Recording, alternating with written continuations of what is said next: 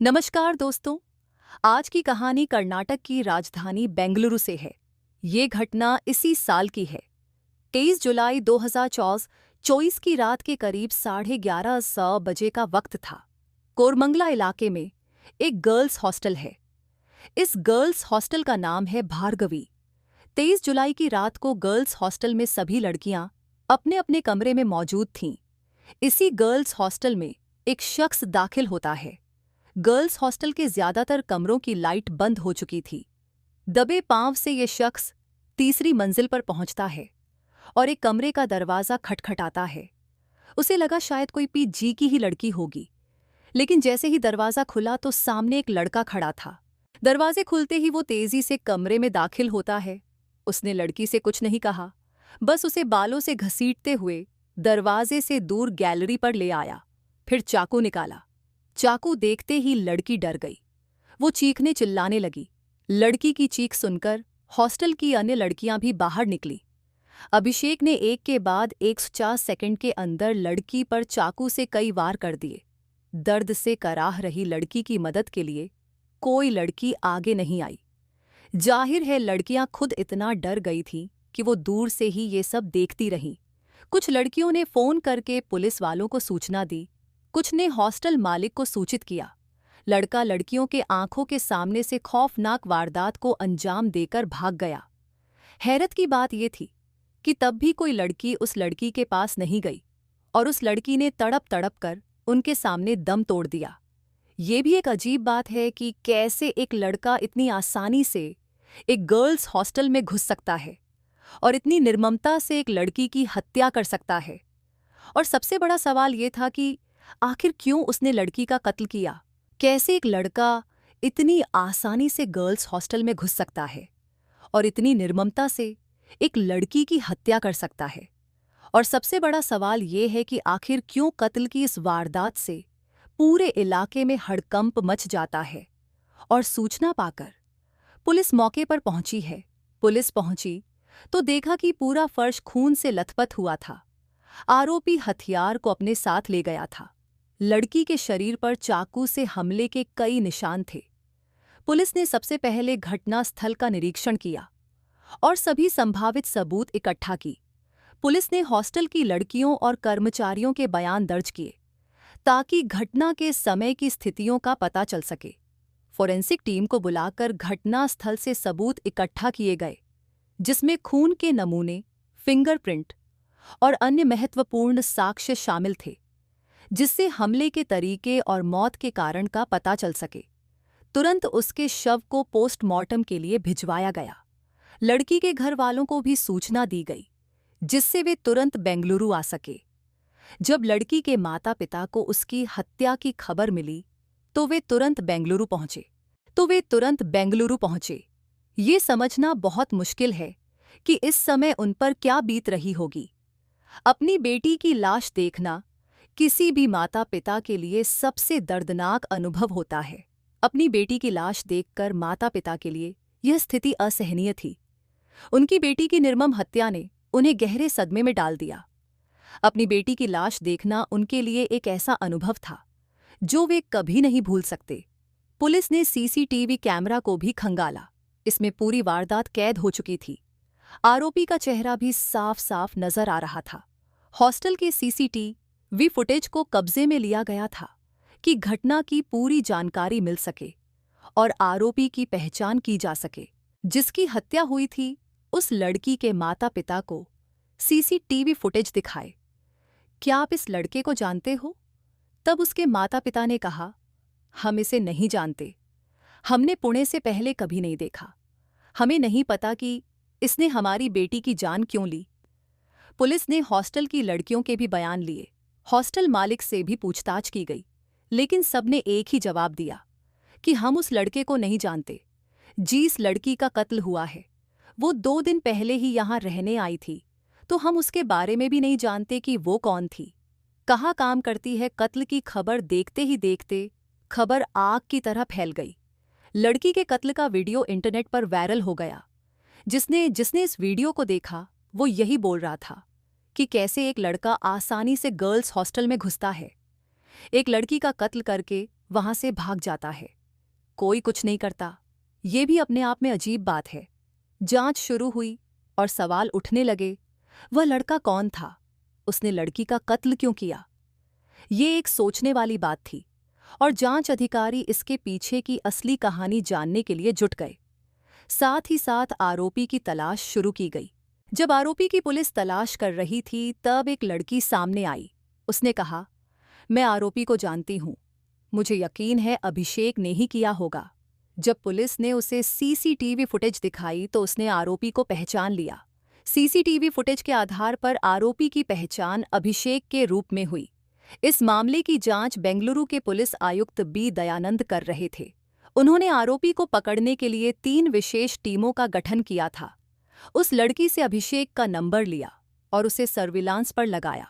Police को यह भी पता चला कि अभिषेक घोषी बेगमगंज का रहने वाला है, तो वो बेगमगंज जरूर जाएगा। पुलिस को उसके लोकेशन से पता चला कि आरोपी भोपाल में छुपा हुआ है। बेंगलुरु पुलिस उसका पीछा करते हुए भोपाल पहुंची तो वह रायसेन भाग गया। इसके बाद भोपाल पुलिस के सहयोग से बेंगलुरु पुलिस ने उसे रायसेन जिले के बेगमगंज बस स्टैंड से गिरफ्तार किया। गिरफ्तार करके बेंगलुरु पुलिस उसे रायसेन से बेंगलुरु लेकर आई। अभिषेक से पूछा गया, क्यों तुमने उस लड़की कत्ल किया? इसके पीछे क्या वजह है? अभिषेक ने पुलिस को एक कहानी बताई, जिसे सुनकर शायद आपकी भी रूह कांप जाए। अभिषेक घोषी रायसेन जिले के बेगमगंज का रहने वाला है। वो बचपन से ही एक लड़की से प्यार करता था। उस लड़की का नाम था राजपाली। वक्त बीता तो राजपाली को पढ़ाई के बाद बेंगलुरु की एक कंपनी में नौकरी मिल गई। वो बेंगलुरु शिफ्ट हुई और नौकरी करने लगी। पीछे पीछे अभिषेक भी बेंगलुरु आ गया और किराए का एक फ्लैट लेकर यहाँ रहने लगा।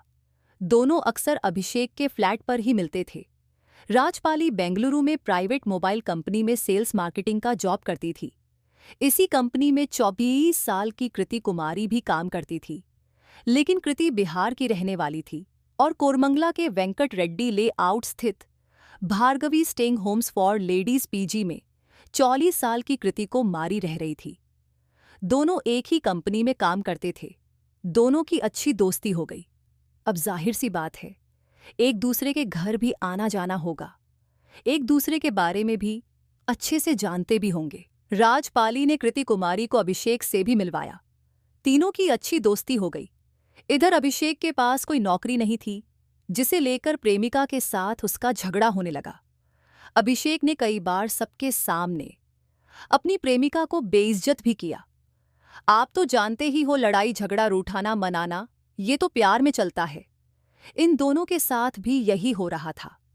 एक पल में झगड़ा करते, दूसरे पल गले भी मिलते। लेकिन जब झगड़ा ज्यादा बढ़ जाता तो राजपाली कृति के पास जाकर रुकती थी। कुछ दिन पहले कृति की सहेली ने उसे फोन किया। वो फूट फूट कर रो रही थी। कृति ने उसे पूछा कि क्या हुआ तुम्हें? राजपाली ने बताया, अभिषेक ने मुझे धोखा दिया है। वो मुझसे कह रहा था कि उसकी बेंगलुरु में जॉब लगी है। वो कई दिन तक मुझे झूठ कहता रहा कि जॉब कर रहा है, लेकिन वह कोई नौकरी नहीं कर रहा। इसलिए मेरी उससे लड़ाई हुई और हमारा ब्रेकअप हो गया। अब वो मुझे परेशान कर रहा है। कृति ने उसकी मदद करने की सोची। कृति ने अपनी सहेली से कहा, तुम मेरे पीजी में आकर शिफ्ट हो जाओ। वो कृति के पीजी में शिफ्ट हो गई, लेकिन इसकी जानकारी अभिषेक को लग गई। वो कई बार कृति को भी फोन करने कहता कि उसकी राजपाली से बात करवा दे। दोनों भी अभिषेक से ज्यादा परेशान हो गए तो कृति ने उसे दूसरे पीजी में शिफ्ट करवा दिया। राजपाली ने उसे कहा, अभिषेक तुम्हें फोन करे तो मत उठाना, उससे कोई बात मत करना। कृति ने ऐसा ही किया, लेकिन अभिषेक को ये बात नागवार गुजरी। वो गुस्से से बौखला उठा। उसने फिर मर्डर का प्लान बनाया। अपनी गर्लफ्रेंड का नहीं, बल्कि उसकी सहेली कृति की हत्या का प्लान बनाया। अभिषेक के मन में यह बात घर कर गई थी कि जो कुछ भी हो रहा है उसकी जिम्मेदार सिर्फ कृति ही है। कृति ने ही उसकी गर्लफ्रेंड को उसके खिलाफ भड़काया होगा। इसका बदला वो जरूर लेगा। बस इसी इरादे से वो भोपाल अपने घर से फ्लाइट लेकर बेंगलुरु पहुंचा। 23 जुलाई को आरोपी अभिषेक कीर्ति के पीजी हॉस्टल पहुंचा और उसकी गला काटकर हत्या कर दी। आरोपी द्वारा की गई वारदात हॉस्टल पर लगे सीसीटीवी कैमरे में कैद हुई है, जिसमें आरोपी एक थैला लेकर हॉस्टल में जाते हुए दिखाई दे रहा है। वह हॉस्टल के तीसरे फ्लोर पर स्थित पीड़िता के कमरे पर पहुंचता है और दरवाजा खटखटाता है। कुछ ही देर में कमरे का गेट खुलता है तो वह कीर्ति को बाहर कॉरिडोर में खींच लेता है। इसके बाद दोनों के बीच हाथापाई शुरू हो जाती है। कीर्ति पर पकड़ बनाने के बाद वह उसकी गर्दन पर चाकू से वार करता है और फिर लगातार कई बार करता है। कीर्ति मदद के लिए चिल्लाते रहती है, लेकिन हॉस्टल में रहने वाली अन्य लड़कियां अपने अपने दरवाजे पर खड़े होकर यह सब देखती रहती हैं। अभिषेक की कहानी से साफ जाहिर होता है कि प्यार में हुए धोखे और गुस्से ने उसे इस हद तक पहुंचा दिया कि उसने राजपाली से बदला लेने के लिए उसकी सहेली कृति की हत्या कर दी। इस घटना ने न केवल एक जान ली, बल्कि उस गर्ल्स हॉस्टल में रहने वाली अन्य लड़कियों के मन में भी डर और असुरक्षा का भाव पैदा कर दिया। पुलिस ने त्वरित कार्यवाही करते हुए आरोपी को पकड़ लिया, लेकिन इस घटना ने हमारे समाज के उस पहलू को उजागर किया है जहां महिलाएं अभी भी असुरक्षित महसूस करती हैं, चाहे वो घर हो, ऑफिस हो या हॉस्टल। अब समय आ गया है कि हम अपनी सुरक्षा व्यवस्था को और मजबूत करें और महिलाओं की सुरक्षा के प्रति अधिक संवेदनशील बने। कृति को जब उसे अभिषेक के खतरनाक इरादों का पता चला तो तुरंत पुलिस को सूचित करना चाहिए था। पीजी में रह रही अन्य लड़कियों और प्रबंधन को भी इस खतरे के बारे में बताना चाहिए था ताकि सुरक्षा बढ़ाई जा सके। राजपाली के बारे में पूरी जानकारी और उसकी स्थिति को अच्छे से समझना चाहिए था और उसी आधार पर कदम उठाना चाहिए था। आपातकालीन स्थिति के लिए पास के पुलिस स्टेशन और दोस्तों का नंबर तैयार रखना चाहिए था। पीजी में सुरक्षा कैमरा की स्थिति और उनकी कार्यक्षमता सुनिश्चित करनी चाहिए थी। अपनी सहेलियों और पीजी में रहने वाली अन्य लड़कियों से समर्थन और सहयोग मांगना चाहिए था। उसे अभिषेक के किसी भी कॉल या मैसेज का जवाब नहीं देना चाहिए था, खासकर जब राजपाली ने उसे ऐसा करने से मना किया था। खतरे के बारे में जानते हुए उसे अकेले नहीं रहना चाहिए था, किसी भरोसेमंद व्यक्ति या सहेली के साथ रहना चाहिए था। उसे अभिषेक को अपनी या राजपाली की लोकेशन या अन्य व्यक्तिगत जानकारी साझा नहीं करनी चाहिए थी। यदि अभिषेक को उसके पीजी के बारे में पता चल गया था तो उसे तुरंत सुरक्षित स्थान पर शिफ्ट हो जाना चाहिए था।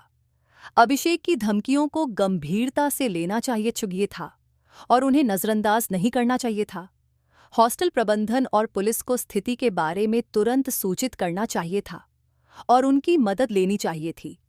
राजपाली को अपने पीजी में छुपाने के बजाय उसे किसी सुरक्षित स्थान पर भेजना चाहिए था। उसे स्थिति को खुद सुलझाने की कोशिश नहीं करनी चाहिए थी। पुलिस और अन्य सुरक्षा अधिकारियों की मदद लेनी चाहिए थी। धन्यवाद आप सभी का। आज के वीडियो में बस इतना ही। अगर आपको ये वीडियो अच्छा लगा तो लाइक, शेयर, सब्सक्राइब कर दीजिए।